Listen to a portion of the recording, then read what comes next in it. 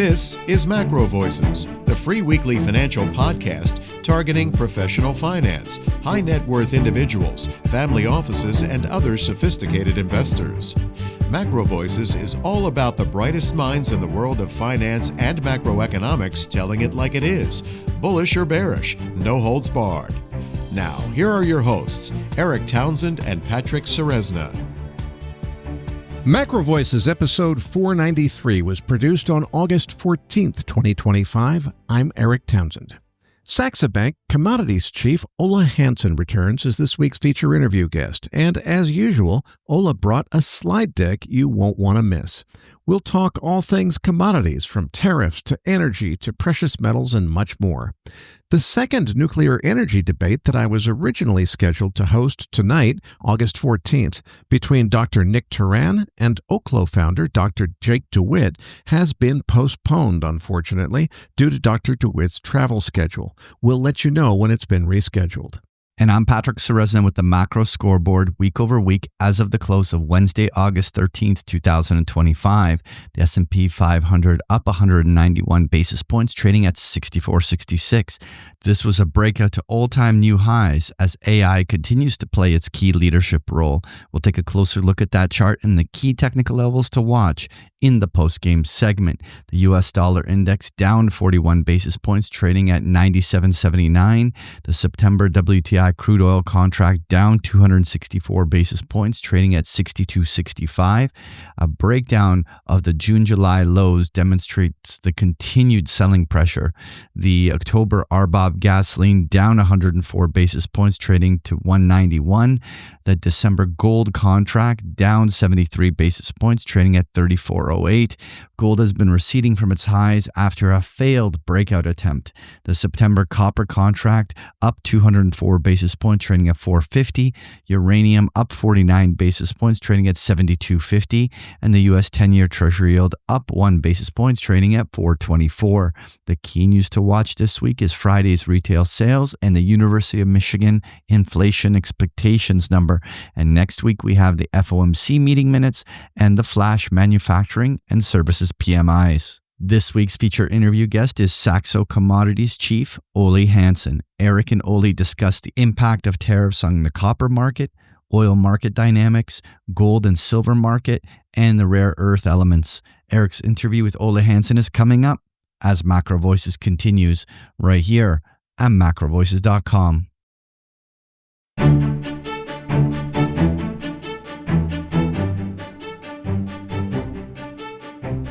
And now, with this week's special guest, here's your host, Eric Townsend.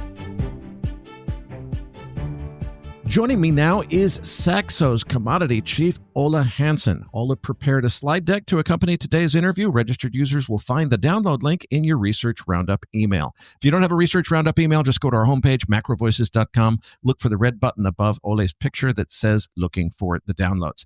Ole, before we dive into the slide deck, let's start with the big picture. In the wake of Trump's tariffs and everything else, where do we stand with commodities? It seems like in general, the theme is very much toward hard assets over financial assets. Ought to do very well for commodities. Some are doing quite well, some doing not so well. Well, how do you think about the overall market?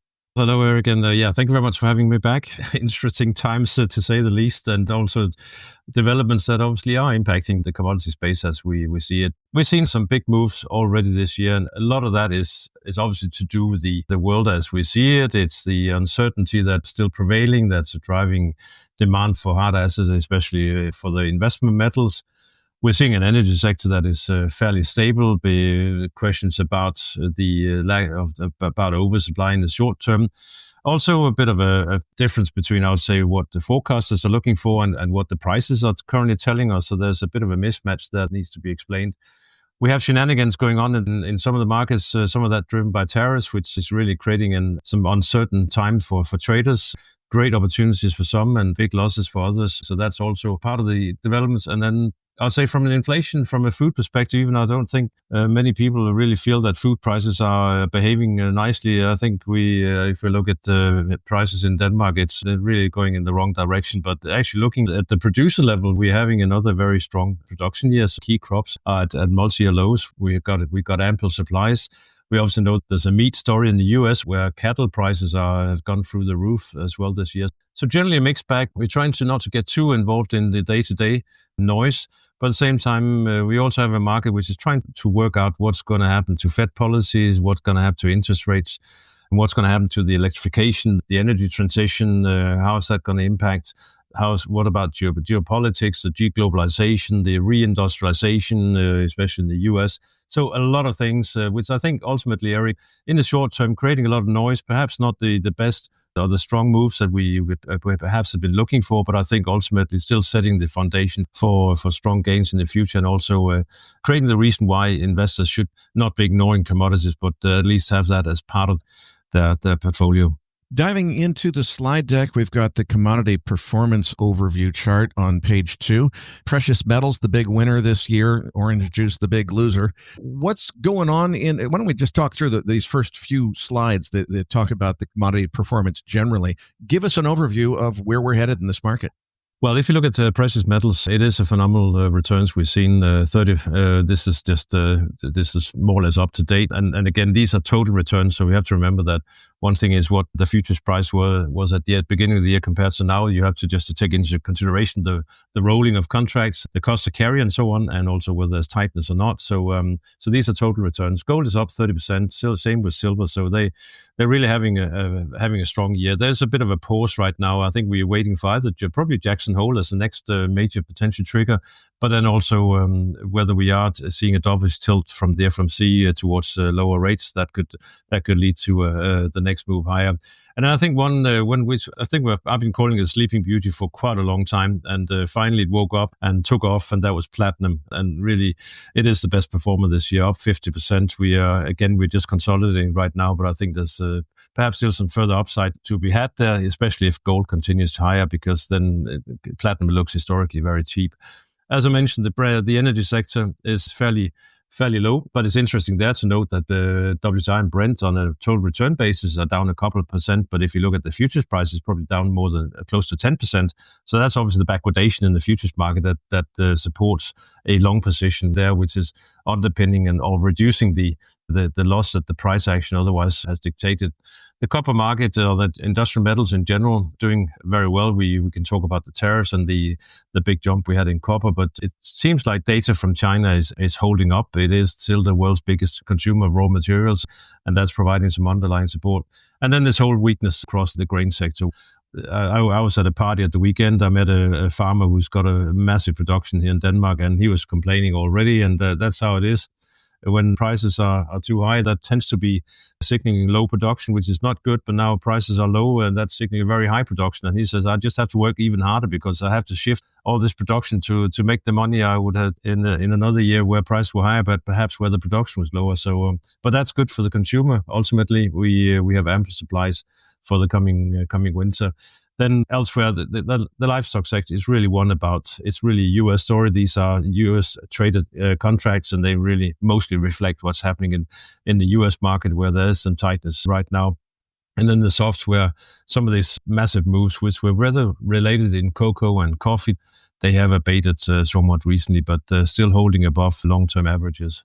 Let's move on to page 4, where you're showing the super cycle concept. Why would we expect commodities to have longer overall cycle patterns than we see in the shorter, business cycle and therefore market cycle in equity markets? Well, because these are long cycle markets, because you don't increase or reduce, or you don't increase especially production overnight, and production requires a certain amount of revenues in order to be increased. So generally, we see these long cycles where periods of ample supply lowers investments, and that sets up the next stage where we then run into a period where production struggles to keep up with demand, and that's where we see the big moves. And literally since 65, I'm not disclosing my age, but we're not far from that starting point. We've had a few major moves in commodities, and it also highlights that the commodities can, as a whole, be boring for decades or for quite a long period of time. But when they do move quite substantially. Obviously, there's always big moves within the individual sectors and individual commodities. But as a whole, we can see we had these two major moves since the mid 60s. And what we are trying to work out right now, whether the next major cycle that is really the fifth cycle that we had since modern day. It started in 2020. Whether we can call this a green transition, the rally in the market, simply because the green transition requires so many different commodities in major quantities in order to be achieved. That is part of the story behind the next cycle that we potentially could see has started to unfold. And we have doubled up in price since the low point, which obviously happened around Corona or the COVID time. So maybe a little bit cheating when it comes to that. But generally we are higher, and we are looking for that green transition over time. But I think also the way the world is developing right now, we are seeing a world that's dislocating. We are seeing production is no more a question about where it's produced cheapest, but it's a question about where it's produced safest or closest to home, so you don't run into supply problems. And that basically means that we will see some investment going into commodity and to the ability to produce commodities in the coming years that may not necessarily be the cheapest, but there are basically other reasons why we're seeing this. And just talk about the US, the reindustrialization, whether they will succeed or not, that will obviously require a lot of investments into the US, and that will require commodities. Let's talk a little bit more about that green transition commodity demand and how it translates and when it's going to translate, because it seems to me like what's going on is with the transition to the Trump administration, the immediate emphasis on climate mitigation, I think, is kind of coming out of the system to the point where that doesn't exist. But what I think a lot of the market is not yet seeing, and it's coming, is AI demand and everything else is going to create so much electricity demand and so much demand for copper.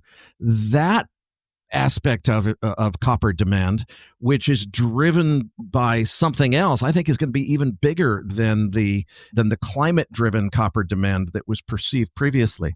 What do you think about that, and how long do you think it takes before the market figures that out? Because I don't think it has yet. Well, it will take some time because it doesn't happen overnight, but I think we are well into that transition. And I think also, it's really important to call it the energy transition, not the green transition, because there's not all the question about that that it's all energy has to be produced from unreliable sources like solar and wind, but it's simply that we are electrifying the world for various reasons. The demand pattern moves more and more towards electricity from fossil fuel-based energy forms that we have been used to for decades. And as you mentioned, one thing is the increased need of electricity for data centers. I can just, at my age, I'm an old hag. I've been around for a long time. But when you then progressively go down and to the younger people, they are much more digital savvy than probably I am. But if I just look at the kind of way that I use AI already, then imagine what the younger people and the younger generations, what they are using. And it just means that it all boils down to a lot of power that needs to be produced in order to produce all that data that is being requested every single second of the day. So that's one thing. But then we have the electrification as such is also a question about the global population that is still rising. It is the industrialization of emerging countries. It is the move from country to cities. It is the need for more cooling as certain parts of the world heats up. It just all boils down to more demand for power, and that power has to be produced. Some part of the sector really don't like the green part of it, but it will continue to grow. And I would say probably solar, especially because that's technology. The other wind is just mechanics, but technology can be improved, so that will continue to grow. But we need some more power. We need that to come from gas, and we need that to come from uranium. And then one thing is what the demand for the power is. Another thing is actually how do we supply the power? And that's where what you mentioned about copper, Eric, comes in, because we need the infrastructure to supply all that the electricity. And that's why I put in on actually a little bit further down when we get to the copper that some of the big winners in the last year, it's not the actual underlying copper is up, but it's not up that much. But those that has to provide or to build that infrastructure, these are really some of the big winners that can easily compete with some of the big tech companies, because they are running flat out with orders to build power stations, to build out the infrastructure. So I think it's a fascinating and very interesting part of the space, and copper is one thing, aluminium is another one, natural gas over time will be one. And when will it happen? Well, it could happen sooner than we expect, especially if we start to see the supply of these commodities struggling to keep up. And that's really where the focus, I would say, is for something like copper, where it is a mined metal. We just recently saw the accident in Chile and how suddenly a certain amount was cut offline.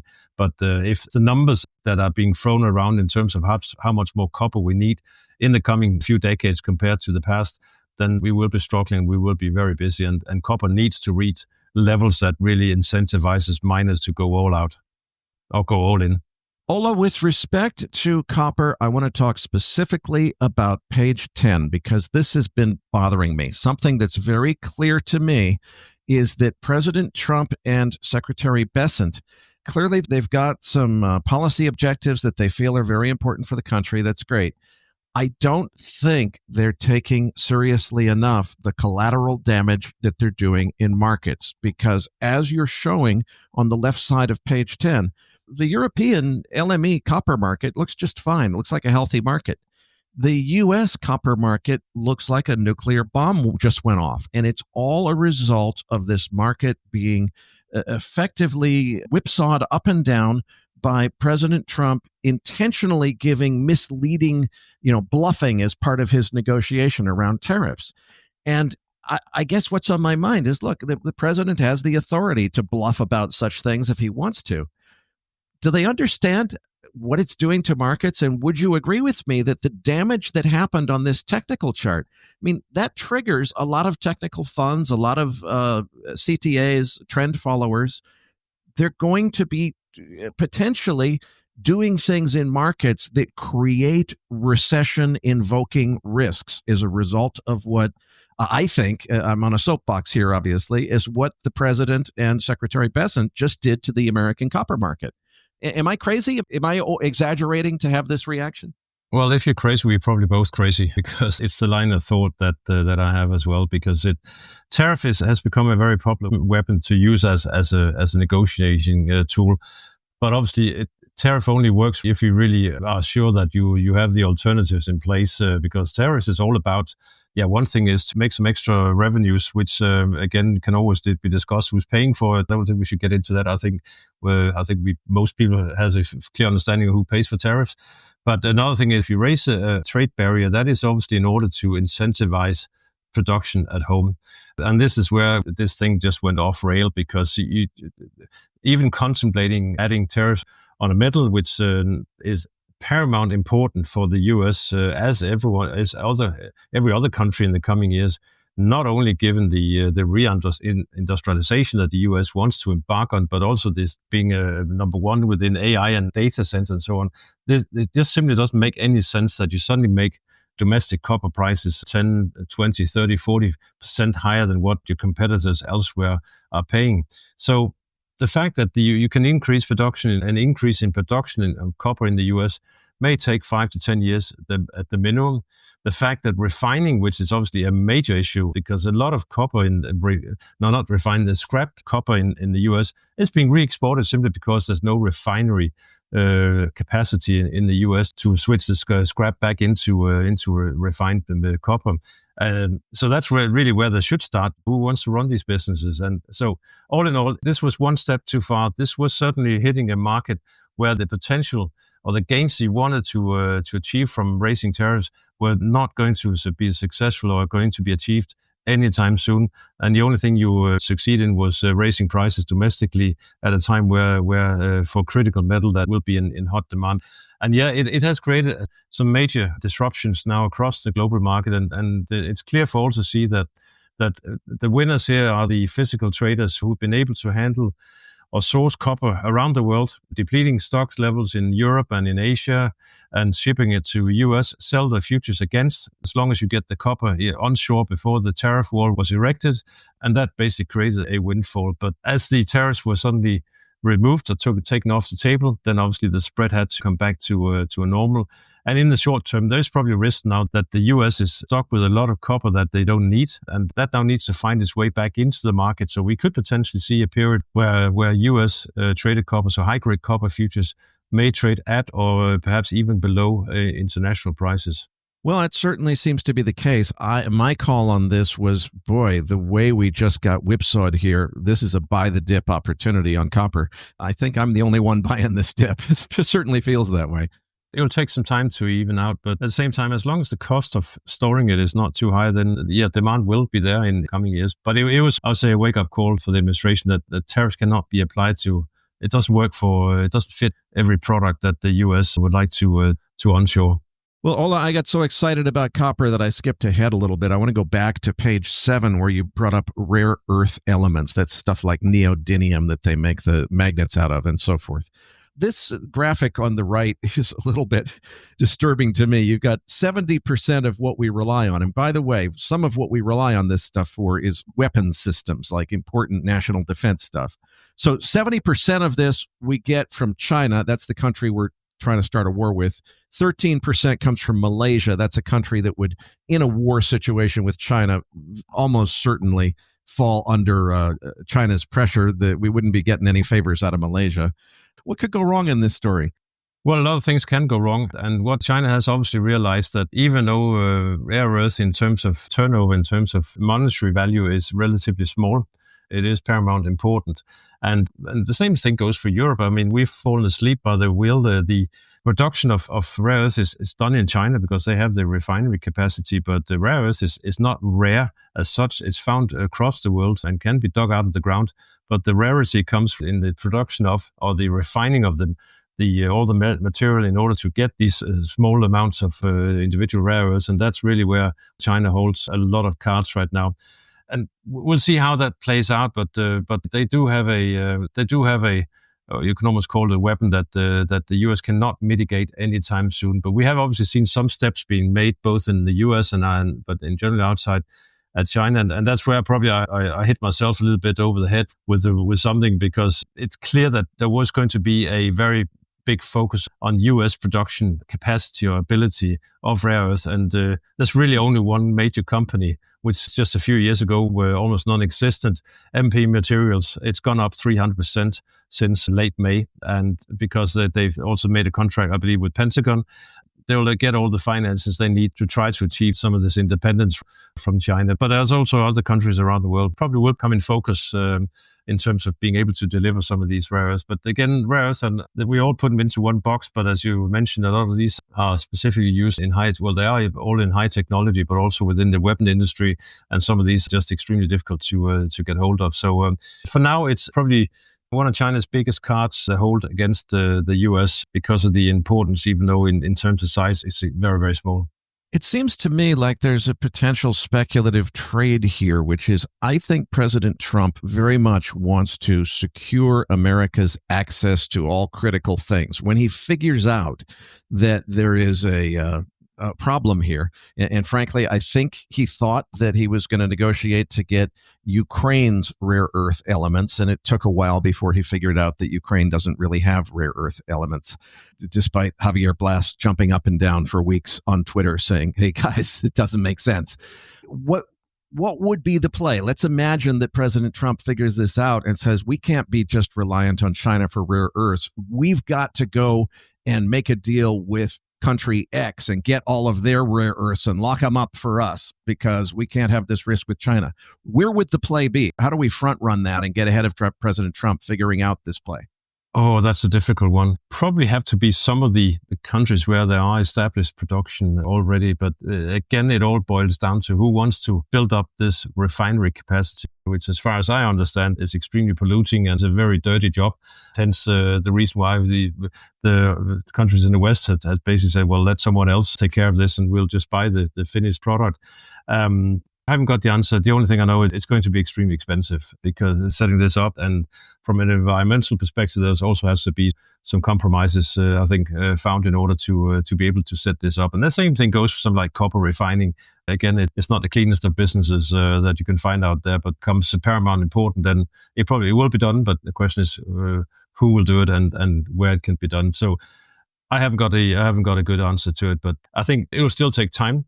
And in that meantime, it probably means that the rhetoric towards China, we're obviously getting close to the next deadline here around mid-August, that we have we're probably not going to see the same kind of militant response, I would say, from Trump, because, again, they learned from this as well and what kind of cards the Chinese hold. And we just saw overnight that Trump basically was asking the Chinese to quadruple their purchase of soybeans as a way of bringing down the deficit. The only problem there is that China hasn't booked one single cargo for soybeans from the U.S. as the end of July for the new season. So something really big, dramatic needs to change there on that front. So U.S. wants to buy the high tech. At the same time, what they can offer in the other direction is low tech. Let's move on to page 8, talk about the oil complex. Yeah, what is there to say, really, Eric? I'm just a little bit confused, but at the same time also and confused in terms of how well the market has actually been holding up, considering the fact that OPEC has increased production, at least has agreed to be able to increase production by 2.5 million barrels now since the start of the year. There's obviously a couple of things happening there. First of all, some of these are currently producing above their agreed quota, so they will not increase. That's countries like Iraq. At the same time, some others have been struggling to increase as per their new quota. And then we just gone through, say, quite a strong demand period during the peak season in terms of summer demand, and that's also helped disguise some of this increase in production. I listened to one of your previous guests a couple of weeks back, and I think it's very important and I agree to decipher between short, medium-term development and longer-term developments, because the question is really whether we have enough appetite for the continued investment into the sector, because I think it's clear to see right now oil demand is not going to fall off a cliff. We are still seeing an increased demand for energy around the world. Some of that is obviously due to living standards, but also demographics, industrializations and urbanization and so on. So the demand for crude oil is not going to disappear anytime soon. And that basically means investment to find the next barrel needs to be there. And that's really where you can start to be a little bit worried that in 4 to 5 years' time that we may struggle on that front, which potentially then could see oil prices trade higher. But at the same time, oil at $70 now. I'm looking at Brent. Others like to love the WTI, but just also looking at speculative positioning. WTI positioning is quite weak. It's being used.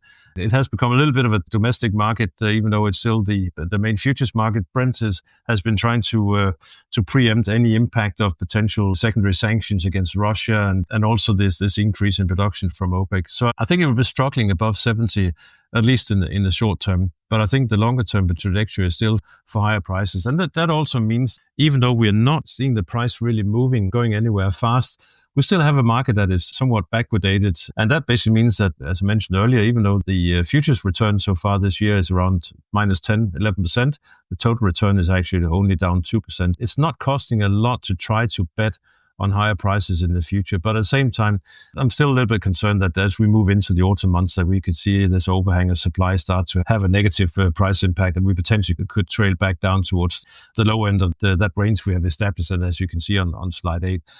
What we don't know at this point in time when we're recording this is what will happen on Friday in Alaska between Trump and Putin, whether we are going to see any deal that is tolerable, not only by Ukraine, but I'll say also by Europe, and what kind of impact that potentially could have on sanctions and whether that also on prices. So I think in the short term, there might be some risk of lower prices, but I think the long-term outlook is for higher prices, simply in order to make sure that production is being incentivized in a world where demand for energy is not going to go away anytime soon. Ola, let's talk a little bit more about the backwardation that you mentioned in this market. I find it absolutely fascinating. I don't know if I'd quite go so far as to say it's unprecedented, but it seems striking to me that, at a time when really, I don't think $65 oil is particularly expensive. It's not really high prices yet or anything close to it. But boy, the backwardation in the market is pretty darn significant. What do you make of that? I mean, it seems to me, given various other risk factors, there's more backwardation at this price level than I would expect. That's true. I think sometimes we say that the prompt price can lie because the prompt price is, there's a lot of other factors impacting the prompt price, speculative interest and so on. But the curve tends to be a little bit more smart guy in the room that tells us a better story than what the prompt price is doing. And the curve is telling us that right now that there is a demand in the spot market that is strong enough to make traders pay a higher price than what they will have to pay in the future.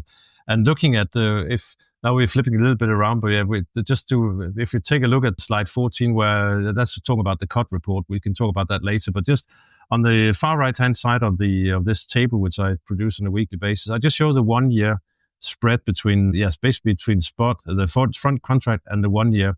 And you can see in the crude WTI and Brent that we're picking up a small premium. It has come down a bit, but the fact that it's still positive does indicate that the market is still reasonably tight. Obviously, where the most of the tightness has been recently is in gas oil and the products, where some of the storage levels has been quite tight, and that really has kept that backwardation quite high. But talking about that, it also indicates why some of the other markets are really suffering. Look at natural gas. Natural gas prices in a year's time has to be at least 29% higher before you start making any money. We have the metals, which is mostly about funding. And then you have the agricultural sector, where, again, prices needs to be before, and we need to see a 15% rally in corn in the next 12 months before investment worthwhile. And that really is attracting short sellers whenever there is a pause in the market. We are seeing rallies from time to time, but as long as you stay in the contango, as soon as the market runs out of steam and the contango is still there, then you are being rewarded for rolling a short position on a monthly basis. And you can see those that are highlighted in red. These are the ones that continues to struggle amid this focus in the market on how you make return from either being long or short. We covered copper earlier. Let's move on to gold on page 11. What's the take there? Gold is several things, but first of all, it's having a bit of a break. It's having an extended summer holiday. We are not struggling, but we're stuck in, I would say, a $200 range, $32.50, $34.50, big numbers. And it's taken quite a lot of the recent news on the chin without really attracting much in terms of movements. I think the bulls and bears can argue their case, but I think the bulls probably have it right now, because having run up by 30% and then only managing the kind of dismal, then only managing to trade sideways, not even correcting lower. I mean, gold could go down to 3,000 and we'll still be in an uptrend. The fact that we haven't corrected much in the last 3 to 4 months basically means that it looks like the correction in gold for now is just a sideways, or it's just a consolidation, not a correction. So, but at the same time, it does tell us that the market is looking for more in terms of a trigger to get some life kicked back into the market. And I think that's where we need to look ahead to action from the FOMC. We need to see whether we're going to get this double shift. We need to see whether the market increasingly get worried about the U.S. debt situation, that they are prepared to support the market through cutting rates, but without thinking about what happens in the long end and what happens to inflation. So that would be key as well. And then I think the central bank demand, physical demand, probably dried out a little bit, just like everyone else. I think if you are a physical buyer, you're probably sitting a little bit on your hands here. You just really want to see, does it really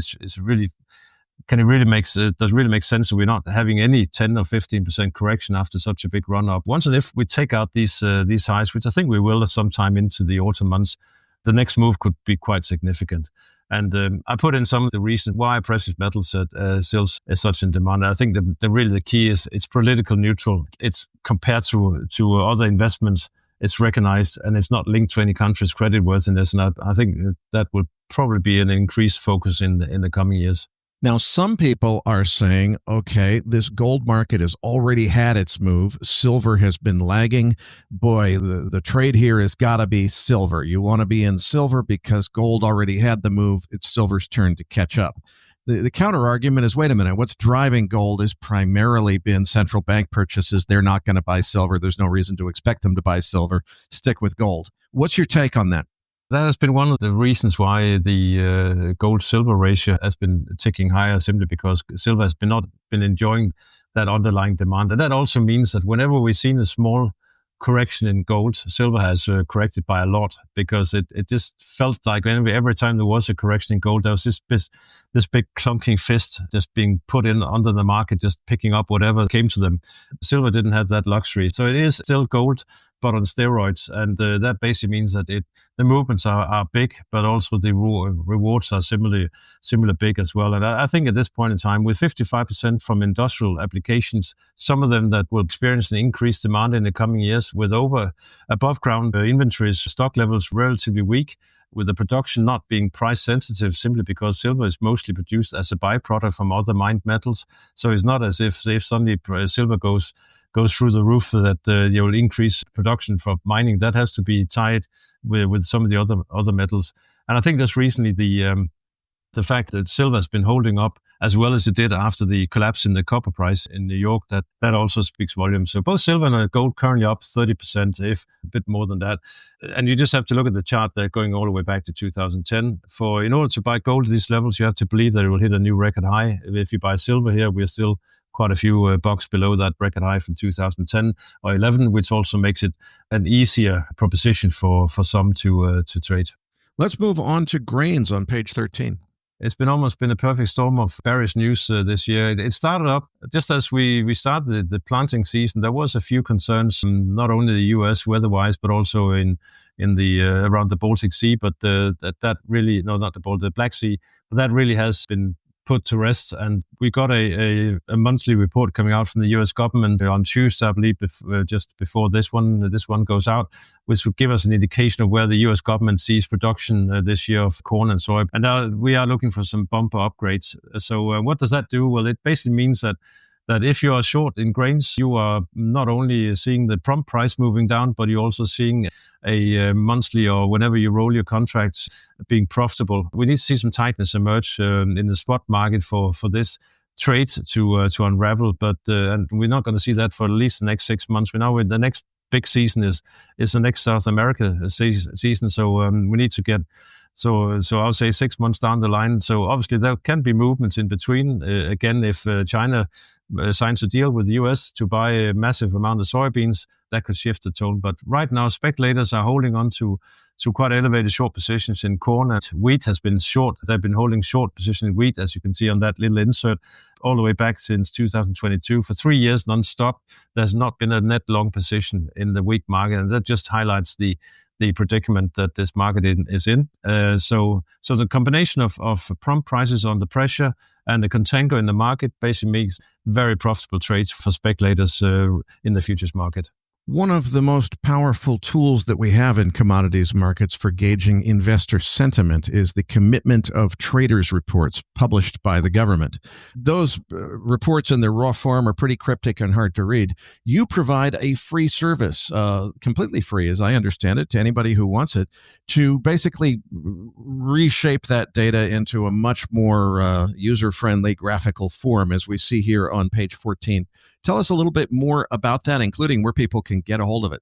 Yeah, well, it's as you mentioned, it's data that is provided or given to or demanded by the CFTC on a weekly basis from the large clearinghouses, and sometimes and I often get asked, well, why do you only look at managed money account? Because that's obviously only a part of the open interest. But we have to look at the futures market, and that's really where commodities, I think, are fascinating, because one thing is looking at the S&P future or the 10-year future. There's so many other things going on. So whether the market is long or short, you can't really read anything into that, because quite often there's a trade on the other side. But when you look at the futures market for commodities, think about the open interest as the cake, as the full picture, and then you can break this cake into participants, and that's where we tend to focus on managed money account. I used to trade for a hedge fund in London back in the days, and some of the way that these funds behave today is also how we were taught to trade markets. So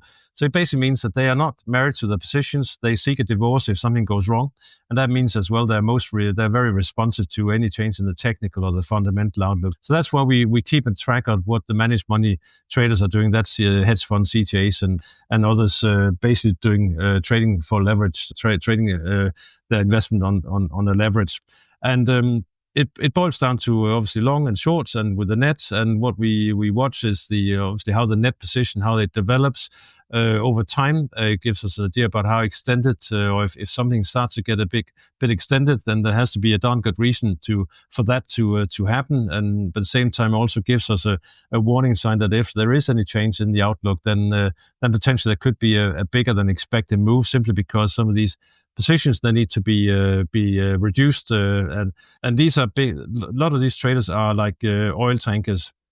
If they see that they need to change direction, it doesn't happen. It's not a U-turn. It takes quite a while. So hedge funds, they can easily take 2 or 3 weeks to change the position around. So that means that if you suddenly have a week where there's been a big move the opposite direction of the position reduction may not actually be that big, because it takes time. But if it stays at those new and changed levels, then that will continue to attract either short covering or long liquidation. So that's one thing, open position relative to extremes. That's just relative to the highs and lows we've seen within the last year. Price change in recent weeks. Long-short ratio is quite liked by some, just indicating how extended is the market. That basically means, let's say gold, for instance, right now there's a long-short ratio 6.2 to 1. Basically means that for every short, there are six longs. And that is that is good to know. Maybe not so much for gold again, because there's a lot of different other activities. But if there is a market where really the go-to place is the futures market, then if that ratio becomes too large in one direction, that basically means that if suddenly it changes around, we can take feeder cattle towards the bottom, or actually take hawks. Right now there are 12 longs per each short. If the market starts to turn around, then these 12 longs will be looking for a very small amount of shorts that wants to close their shorts out, and that's adding some pressure to the downside. So that's why long short are interesting. And then just finally the forward curve, as we talked about earlier, Eric, how the contango backwardation also impact how investors they look at these markets. And just to make sure that I understand the long-short ratio, for every long futures contract, there has to be exactly one short futures contract to match it. So what we're really talking about here is the long-short ratio within the managed money category. And that's the reason it doesn't have to balance out one-to-one. Absolutely, because what quite often you will find that tends to hold the short position, well, that tends to be the one who's producing the damn thing. They're short a commodity in order to hedge their physical production. So even if the market goes up, they may not necessarily need to buy it back. But if you look at the other side of the equation, where it's the managed money account, they will be much more responsive to any move, especially if the position is very overextended. So yes, it is a long-short ratio within this managed money category, and you will quite often find that the opposite is found among the producers and producers. Well, Ola, I can't thank you enough for another terrific interview. But before I let you go, please tell us a little bit more about what you do at Saxo Bank, where people can follow your work. And particularly, you have a daily podcast that's just about commodities. How can people follow that? Yes, indeed. I work at Saxo Bank. It's based in Copenhagen. I've been working there for 17 years. I've been covering commodities for the last 15, just trying to make heads and tails of the market, put that in writing towards our client base, which is global, just trying to help them navigate these markets and also what to be aware of when things start to unravel. You can find everything we put out is obviously on the Saxo Trader. If you're not a client yet, you can find it on analysis.saxo, where me and my colleagues put out everything that we produce. You mentioned the podcast. It's run by my colleague, John Hardy. We just recently changed it back to a daily format. It's getting a lot of traction already. I tend to join him when something breaks or something happens, or at least then on once or twice a week. So do see that as well. And obviously, finally, I'm still on X, where I take information in, but I also try to give as much relevant information back as I can. Patrick Ceresna and I will be back as Macro Voices continues right here at macrovoices.com.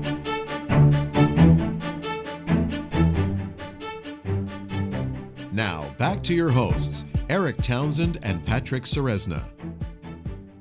Eric, it was great to have Oli on the show. Now let's get to that chart deck. Listeners, you're going to find the download link for the post-game chart deck in your Research Roundup email. If you don't have a Research Roundup email, that means you have not yet registered at macrovoices.com. Just go to our homepage, macrovoices.com, and click on the red button over Oli's picture saying looking for the downloads. Patrick, let's start with the S&P 500. I said a few weeks ago I thought the S&P could easily rally to 6,500, and well, that's exactly what's happened.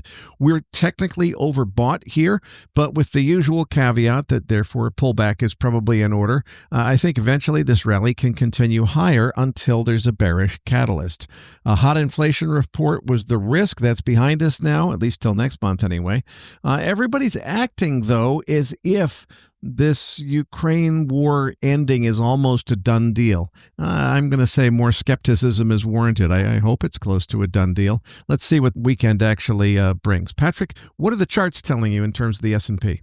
Well, Eric, the 65 to 6,600 level on the upside are a number of measured moves. So you're bang on in terms of some of these upper targets. But let's talk through the price action of the last 2-3 weeks to really size this up. So back in mid to late July, we were saying this market was incredibly overbought and due for one of these 5% market corrections. And the jobs numbers triggered that. But that correction ended up being incredibly fast. It was about 3.5% from peak to trough and ended within days. And what we've now seen is the market rallied back to their highs. Now, usually, if the market is in a topping formation, it usually starts to struggle up along the highs. And even especially this week is the options expiration, which tends to have gamma pinning. And yet, the bulls managed this week to punch through to a fresh new high, which continues to show that the bulls remain in the driver's seat and there's clear buying momentum still in the market. Now, that doesn't change the fact that once you're 4 months into a market rally, that inevitably a much bigger market correction, which is just more of a mean reversion than necessarily a crash, will inevitably come about. But right now, there isn't much in the way of technicals that are suggesting that that has begun. At this moment, further bullish punches toward the 65 to 6,600 are the path of least resistance. And really, with a lack of news, the next kind of inflection points could be Jackson Hole or the September jobs numbers. So the bulls definitely have several weeks of time to continue to try to press some of these upper levels before we probably see a catalyst that could inevitably cause some sort of a correction to occur that would see some sort of reasonably short period of time where the market could trade below that 50-day moving average and have one of these 5 to 10% market drops. Overall, the market here is in bull trend, and we got to see where that next kind of moment where the market can turn emerges. All right, Eric, let's talk about that US dollar index. Patrick, all indications are that the counter-trend rally in the dollar index failed and the secular downtrend is, in fact, back on. My ultimate target for the Dixie is still 89, but there will probably be at least a couple of counter-trend moves between here and there.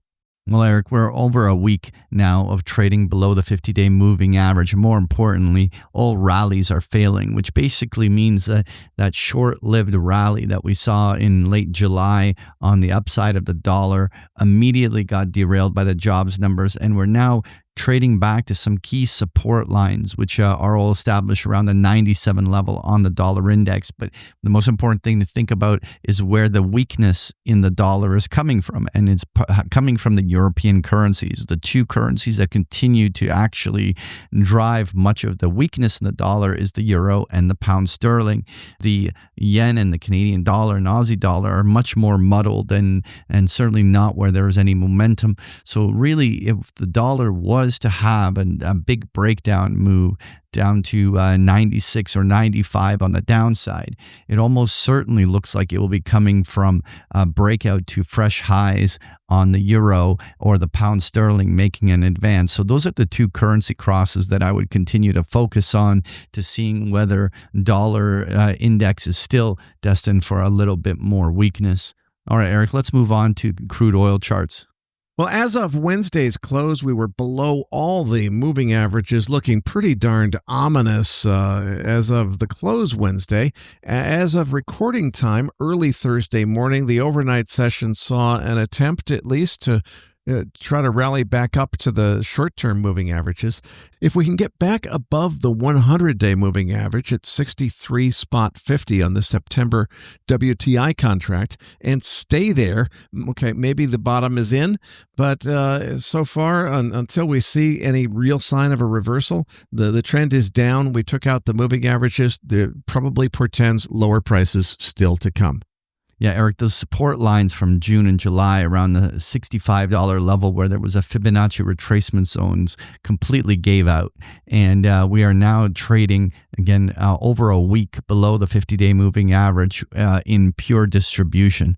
Now, I was looking for these support lines to hold. So with the fact that this is broken down, there is no denying that the bears are in the driver's seat on the short term. Where are the different targets? Well, at this stage, the crude oil futures going back back to retest April and May lows just below $60 is certainly on the table. The bigger question is that will some catalyst occur, such as, for instance, the situation with Russia and the Ukraine, pivot something where the oil markets have some sort of reversion.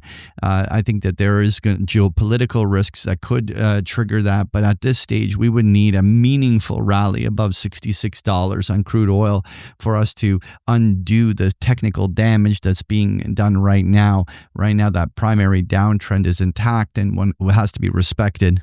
All right, let's talk gold. Well, Patrick, this correction makes perfect sense on a fundamental basis, given that the mood of the markets has been an expectation that Trump and Putin are probably going to make meaningful progress toward ending the Ukraine conflict when they meet on Friday. And still lower numbers would make sense, at least briefly, if there is, in fact, some kind of peace deal that comes out of this weekend. So I could easily see a big gap lower on the Sunday open if there was actually an end to the war that was reached as a result of this peace negotiation. But the fundamentals are still very much bullish for gold beyond any potential unwind of the geopolitical hedges. So I say that potentially maybe we get a deeper pullback if there is a resolution to the Russia-Ukraine situation. If so, I think it's a buy the dip opportunity. Well, Eric, when we take a look at gold, we had an extraordinary bull run since the start of the year that ran into April. It was close to a $900 rise in gold. And so having seen a consolidation pattern develop was something that we talked about for the last couple of months. Now, we thought that there was room for gold to make breakout attempts all the way back in June, but we find ourselves deep in this trade range as gold continues to just grind in a sideways manner. But what is particularly interesting is that generally gold miners remain very bullish. Silver was very quickly bought on dip and advanced back to its highs. And platinum and palladium, while they've corrected, still are in primary bull markets. And so at some point, when this trade range resolves itself on gold, that could put it all together where precious metals all make a simultaneous big punch, particularly to the upside. This is on the table, but clearly gold has not yet indicated. One thing that's interesting is we're trading right at the 50-day moving average. This is a very interesting little spot to see whether gold traders buy the dip and work it way back up to 3,500 to show that some form of accumulation is still underway here. Okay, moving on. What are your thoughts here on uranium? Well, it's already mid-August, and we've still yet to have a meaningful correction in uranium. The fundamentals couldn't be more bullish than the long-term contracting market is finally starting to see some activity. So I really think that this market is coiled up for a big move higher. The big catalyst we need to see is the spot price of uranium moving. And really, the real market for uranium is in the term market, but the spot price is what everybody's watching. That's what we need to see move in order for everyone to feel comfortable really repricing this market higher.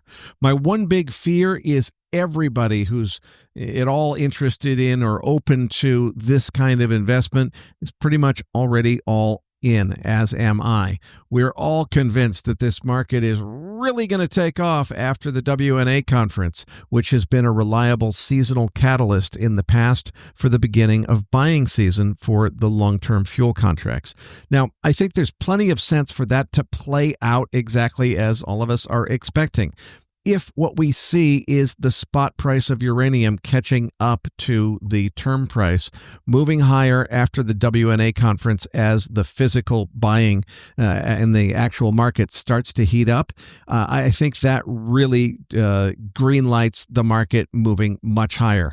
But wait a minute, if everybody's pretty much as far in as they can get until we see that spot price moving, I don't think there's much room for any further speculative exuberance. We've already seen as much of that as we've got, and it's all going to get unwound from the uranium mining shares if for some reason things don't go as expected, where we see this market start to take off after the WNA conference in early September.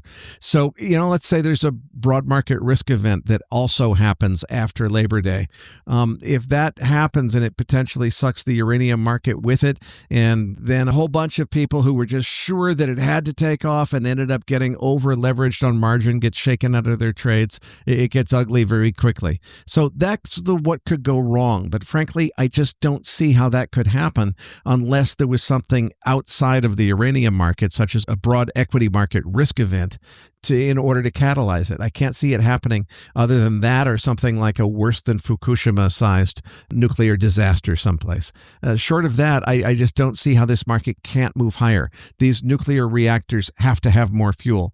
They've already burned down their reserves. They've got to buy more fuel. It's a question of when, not if they buy more. When they do, this market has to move. Well, Eric, I continue to think that uranium is asymmetrically skewed bullishly to the upside at the spot prices.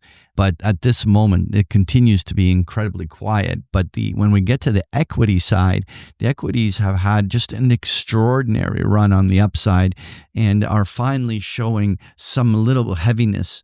And one of the things that I'm going to be watching here is whether or not the bulls can punch to a fresh new 52-week high on things like the URA, or whether this is beginning some form of a distribution cycle where we may have a pause. We could have a scenario where we mean revert 10-20% on many of these equities on the downside. And while that number seems intimidating, we want to put it in context that we had over 100% rise on the upside over the last 3-4 months. So them just pausing here and mean reverting is the typical type of price action that's exhibited in almost all securities. After it takes a little bit of a break, a resumption in the bull trend is definitely the path of least resistance. But the market is definitely starting to get a little bit heavy on the uranium equity side. So, Eric, what are your thoughts here on copper? Well, Patrick, it looks like they're finally starting to buy the dip on the HG copper futures contract, the American copper futures. I continue to see this as a long-term buy and hold position long. Definitely bullish copper in the long term. The question is, can we repair the damage on this chart and maybe get a decent rally going to retrace all this damage that was done? If we can get above the 200-day moving average, which is up at 4.75, it's about 20 cents above the market right now. If we can get above that and stay there, I think maybe this rally could have legs and we could see a significant retrace. Just from the looks of things on my chart, the whipsaw up on the tariffs when President Trump shocked the market higher with the threat of tariffs, that happened from a price above $5. So we've got, more than $0.50 of upside from here just to get back to the beginning of this whipsaw that started with an upside move in copper when we thought tariffs were going to apply to U.S. copper imports. And then there was the big downside when we found out they weren't. Well, we haven't gotten back up to where we started yet, so it makes perfect sense to expect that retrace. That's what I'm looking for in the next couple of weeks. Well, Eric, it's quite difficult to actually technically size up the copper futures market when you're looking at the COMEX chart because of all of the tariff pop and drop. But we can identify a couple of key things. One, there is the multi-year low down around the 4 to 4.25 level, which at this moment makes the purchasing of copper at least asymmetric in the sense that you have a major support line to support your downside risk. And if copper works its way higher off of this dip, the upside potential is arguably much higher than the downside risk, which makes it interesting. But very likely after such an extraordinary move, the rest of August may end up being far more range bound as the price needs to settle in a little bit before resuming some sort of a new trend. So while I like the asymmetry of copper here, I also think that one needs to expect to be patient on this, as it's not likely going to be a big mover right away. Patrick, before we wrap up this week's show, let's hit that 10-year Treasury note chart. Well, Eric, on that 10-year Treasury yield, it is clearly in decline. Lower highs, lower lows. We're at a major level around this 420 level. If this gives out, we might be heading down to 4% levels, something we haven't seen since the April crisis, or you have to go back to mid-2024. This certainly is potentially an indication that the economy is weakening and the expectation for lower rates is imminent. And so the 10-year definitely weakening at a major support line here. Let's see whether or not the coming week drives a breakdown of these levels. Folks, if you enjoy Patrick's chart decks, you can get them every single day of the week with a free trial of Big Picture Trading. The details are on the last pages of the slide deck, or just go to bigpicturetrading.com. Patrick, tell them what they can expect to find in this week's Research Roundup. Well, in this week's Research Roundup, you're going to find the transcript for today's interviews, as well as the chart book we just discussed here in the postgame, including a number of links to articles that we found interesting. You're going to find this link and so much more in this week's Research Roundup. We appreciate all the feedback and support we get from our listeners, and we're always looking for suggestions on how we can make the program even better. Now, for those of our listeners that write or blog about the markets and would like to share that content with our listeners, send us an email at researchroundup@macrovoices.com, and we will consider it for our weekly distributions. If you have not already, follow our main account on X @MacroVoices for all the most recent updates and releases. You can also follow Eric on X @EricSTownsend. That's Eric spelt with a K. You can also follow me @PatrickSeresna. On behalf of Eric Townsend and myself, thank you for listening, and we'll see you all next week.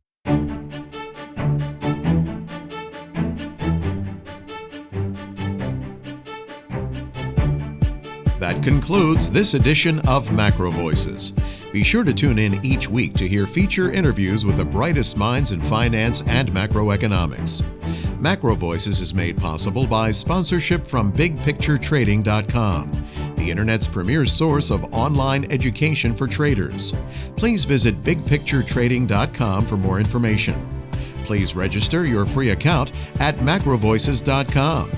Once registered, you'll receive our free weekly Research Roundup email containing links to supporting documents from our featured guests and the very best free financial content our volunteer research team could find on the internet each week. You'll also gain access to our free listener discussion forums and research library. And the more registered users we have, the more we'll be able to recruit high-profile feature interview guests for future programs. So please register your free account today at macrovoices.com if you haven't already. You can subscribe to MacroVoices on iTunes to have MacroVoices automatically delivered to your mobile device each week free of charge. You can email questions for the program to mailbag@macrovoices.com, and we'll answer your questions on the air from time to time in our mailbag segment. MacroVoices is presented for informational and entertainment purposes only. The information presented on MacroVoices should not be construed as investment advice. Always consult a licensed investment professional before making investment decisions. The views and opinions expressed on MacroVoices are those of the participants and do not necessarily reflect those of the show's hosts or sponsors.